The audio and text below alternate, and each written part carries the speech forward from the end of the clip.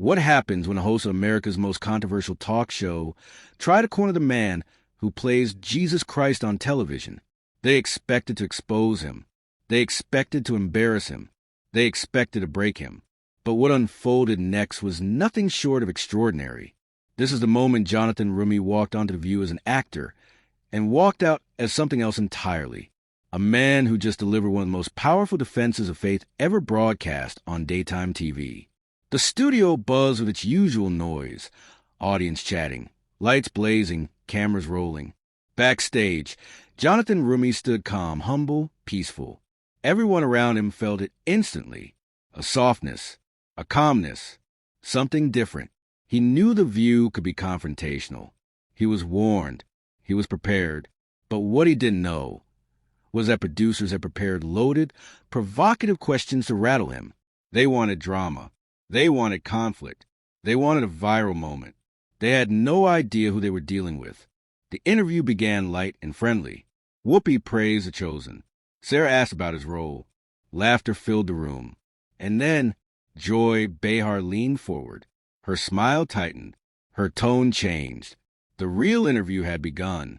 "So, Jonathan," she said, "something's been bothering me." She questioned whether Christianity was being weaponized. She implied that Jonathan's faith might be part of the problem. The room fell silent. But Jonathan didn't get defensive. He didn't flinch. Instead, he calmly replied, "When faith is used to harm instead of heal, that's not the Jesus I know." The audience leaned in. Joy did not expect that response. But she wasn't done. Next, she accused him of blasphemy. "You're pretending to be Jesus. Isn't that disrespectful? Doesn't playing the Son of God for TV feel wrong?" Gasps. The audience shifted in their seats. Jonathan calmly replied, "I remind people all the time, my name is Jonathan, not Jesus. I can't save. I can't heal. But what I can do is point people toward the real Jesus." Applause broke out. Joy's expression stiffened. She pushed harder. "You're profiting off people's faith," she snapped. "You're no different from scam televangelists." The audience murmured in shock. Jonathan stayed composed. People don't respond to The Chosen because of special effects.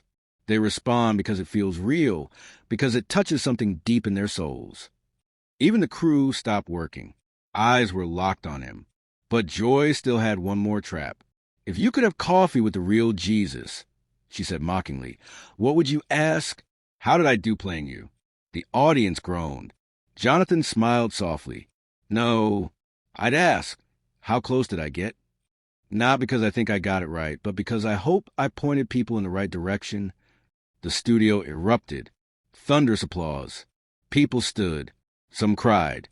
Joy had no words. But desperation forced her to try again. She attacked him personally.